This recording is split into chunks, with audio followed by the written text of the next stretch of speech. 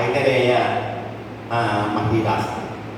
അദ്ദേഹം അലങ്കാരങ്ങളെ കുറിച്ച് പറയുമ്പോൾ അദ്ദേഹം രസത്തെക്കുറിച്ച് എവിടെ വിളിക്കുന്നു? അലങ്കാരമാണ്. പക്ഷേ അദ്ദേഹത്തിന്റെ അലങ്കാരം എന്ന് പറഞ്ഞാൽ രസകൂടി അന്തർഭവിച്ചതാണ്. രസത്തെ കൂടി ഉൾപ്പെടുത്തിക്കൊണ്ടുള്ളതാണ് കാവ്യത്തിന്റെ സമസ്ത ചാരുത്വ ഹേതുക്കൾ. കാവ്യത്തിന്റെ സൗന്ദര്യം ഉണ്ടാക്കാൻ എന്തെല്ലാം ഘടകങ്ങളുണ്ട്. മനോഹരമായ ഒരു വൃത്തം, മനോഹരമായ ഒരു അലങ്കാരം, ഒന്നല്ല എത്ര വേണമെങ്കിൽ ആവാം അലങ്കാരങ്ങൾ.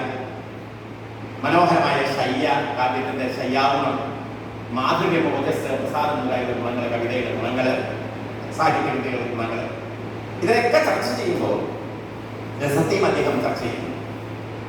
പക്ഷേ രസം ഒരു സാമാന്യമായ സാഹിത്യ നിരൂപണത്തിന്റെ അലങ്കാരങ്ങളുടെയും ഗുണങ്ങളുടെയും വൃത്തികളുടെയും രീതികളുടെയൊക്കെ അതിന്റെ കൂട്ടത്തിൽ ഒരു ഘടകം മാത്രമായിരുന്നു രസം. അതിന് രസത്തിന് പിൽക്കാലത്ത് വന്ന അല്ലെങ്കിൽ ഭരതന്റെ കാലത്ത് വന്ന പ്രാധാന്യം അന്നുണ്ടായിരുന്നു. ഭരതനാണ് ആദ്യമായി രസത്തെ കൃത്യമായി ചെയ്യുന്നത്. ഞാനിത് സംസ്കൃതവും നാട്യശാസ്ത്രവും പഠിക്കാത്ത ദീപകനെ പോലെയൊക്കെയുള്ള സംസ്കൃതം പഠിപ്പിച്ചുകൊണ്ടിരിക്കുന്ന അല്ലെങ്കിൽ അധ്യാപകരായിട്ടുള്ള അവർക്കൊന്നും ഇതിൻ്റെ ആവശ്യമില്ല, എനിക്കറിയാം. പക്ഷേ പൊതുവെ ആളുകളെ ഇവിടെ കൂടിയവർക്കൊക്കെ ആവശ്യമാണെന്നുള്ളതുകൊണ്ട് ഞാൻ കുറച്ചുകൂടി ജനറലായിട്ട് പറയുന്നത് മാത്രമല്ല, കാരണം അവർക്ക് ഫോളോ ചെയ്യാൻ പറ്റുന്നുണ്ട്. അപ്പൊ ഇവിടെ ഭരതൻ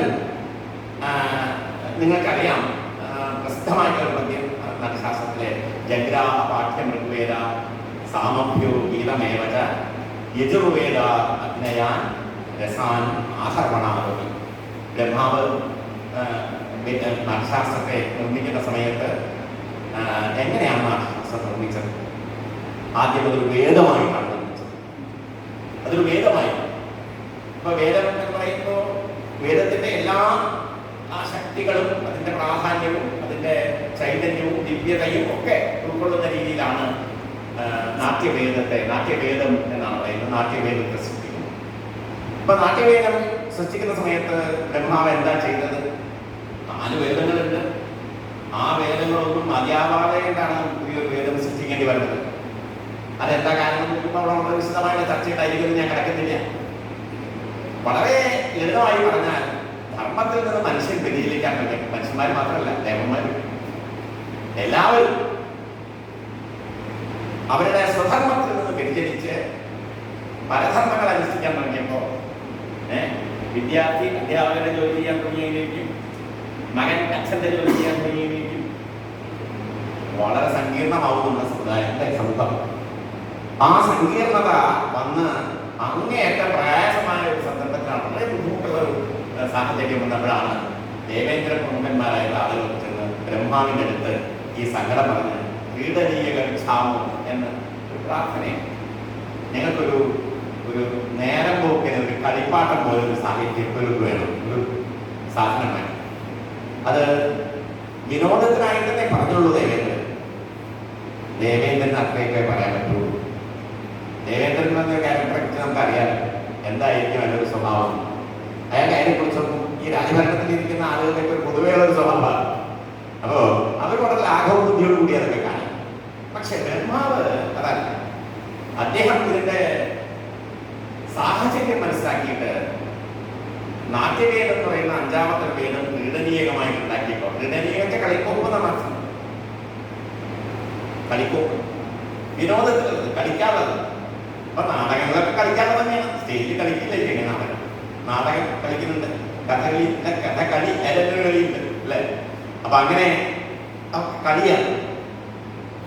ഇത് അഭിനയിക്കാനായിട്ട് ഒരു ചട്ടക്കൂട് വേണം.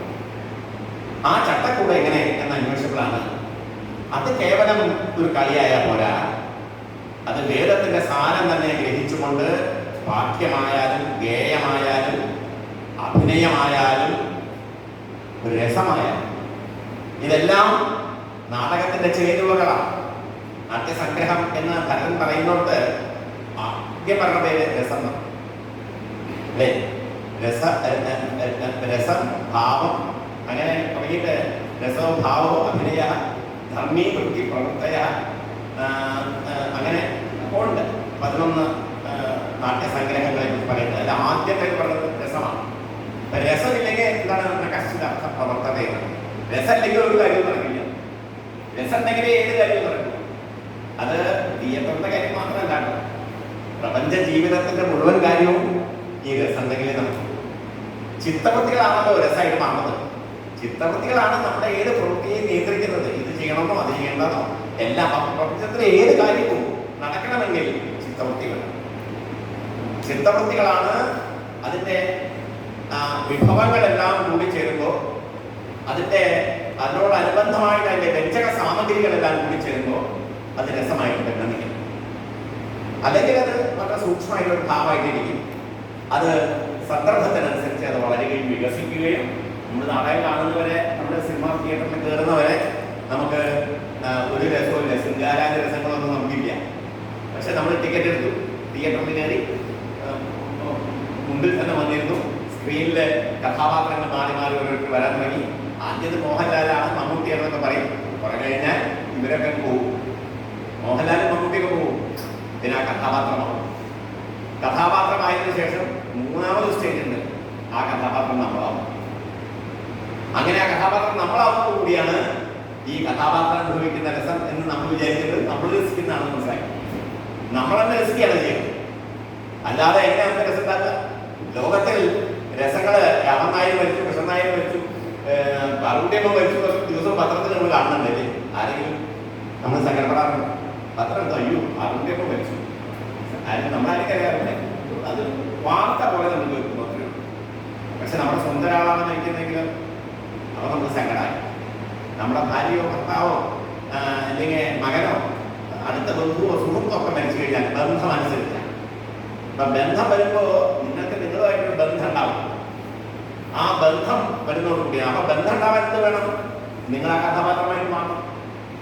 നിങ്ങൾ ആ കഥാപാത്രമായി മാറുമ്പോൾ നിങ്ങൾ ദുഷ്യന്തനായാലും ശകുന്തളയായാലും രാമനായാലും ലക്ഷ്മി ആയാലും മഹാവിഷ്ണു ആയാലും ഏത് കഥാപാത്രം നിങ്ങൾക്ക് വന്നാലും, അത് പുരാണ കഥകളാവാം, ഇന്നത്തെ സാമുദായിക സാമാജിക കഥകളാവാം, ഏത് കഥകളായാലും അതെല്ലാം നമ്മൾ തൊട്ട് മുമ്പിലിരുന്ന് കണ്ടുകൊണ്ട് ക്രമത്തിൽ ഇങ്ങനെ 2 മിനിറ്റ് 1 മിനിറ്റൊക്കെ കഴിയുമ്പോഴേക്കും നമ്മുടെ ഹൃദയം മാറും, സഹൃദയത്വം വികസിച്ചോളും. അതേപോലെ ടിക്കറ്റിന്റെ പൈസ കൊടുത്തതിനെ കുറിച്ചുള്ള ഖേദവും നമുക്കുണ്ടാവും. എത്ര പൈസ കൊടുത്തത് കാണാനുണ്ടോ എന്നുള്ളൊരു ക്ലേശാണ് ഉണ്ടാവുക. പക്ഷെ മന്ദിരത്തിൽ കണ്ടു തുടങ്ങിക്കഴിഞ്ഞാൽ നമ്മുടെ ഹൃദയം വേണ്ടിയും ഗുരുവും ഓരോ കഥാപാത്രവും നമ്മളായിട്ട് മാറും. ആ കഥാപാത്രങ്ങളായിട്ട് മാറുമ്പോൾ ആ കഥാപാത്രങ്ങളുടെ രസങ്ങളൊക്കെ നമ്മുടേതായ രസമായി നമ്മൾ അനുഭവിക്കും. ഇതാണ് രസാസ്വാദനത്തിൽ നടക്കുന്നത്. അപ്പൊ ഇവിടെ ഞാൻ പറഞ്ഞുകൊണ്ടുവന്നത് വെച്ചാൽ രസത്തിന്റെ പ്രാധാന്യം സാഹിത്യത്തിലെ, അത് നാടകത്തിലെ പറയാനാണ്. അത് പറയുമ്പോൾ ഈ നാട്യത്തിലെ ഭരതമുനി രസത്തെ ആവിഷ്കരിക്കുമ്പോൾ അദ്ദേഹം പറഞ്ഞത്, ഞാൻ നേരത്തെ പറഞ്ഞു ജഗ്രാഹ പാഠം കൊണ്ടുപോയിടാറുള്ളത്, അവിടെ ആധർവണങ്ങളിൽ നിന്നാണ് രസത്തെ സ്വീകരിച്ചത്. അഥർവണ സംബന്ധിയായ മന്ത്രങ്ങൾ, അഥർവവേദത്തിലുള്ളതായിരിക്കണം മന്ത്രങ്ങൾ. ആ മന്ത്രങ്ങളിൽ നിന്നാണ് രസത്തെ സ്വീകരിച്ചത്. വളരെ സാങ്കേതികമായിട്ടാണ് അദ്ദേഹം അത് ആവിഷ്കരിച്ചത്. മാത്രവുമല്ല, വളരെ ഡീറ്റെയിലായിട്ട് പോകുന്നില്ല, നാട്യശാസ്ത്രത്തിലെ 6ഉം 7ഉം അധ്യായങ്ങൾ പൂർണ്ണമായും രസഭാവങ്ങളെ കുറിച്ചുള്ള ചർച്ച ചെയ്യും. 7ഉം രസത്തിന്റെ ചർച്ച തന്നെയാണ്. കാരണം ഭാവങ്ങളെ കുറിച്ചാണ് പറയുന്നതെങ്കിലും ഭാവങ്ങൾ എങ്ങനെ രസത്തിന്റെ വ്യഞ്ജകങ്ങളായി മാറുന്നു എന്ന് നേരത്തെ നമ്മൾ സൂചിപ്പിച്ച പോലെ രസത്തിന്റെ വ്യഞ്ജകങ്ങളായിട്ട് എങ്ങനെ ഭാവങ്ങൾ നിലനിൽക്കുന്നു എന്നുള്ള ചർച്ച 7ാമത്തെ അധ്യായത്തിലുള്ളതുകൊണ്ട് അതും പ്രസക്ത വിഷയമായി, രസവിഷയമായി തന്നെ മാറുന്നു.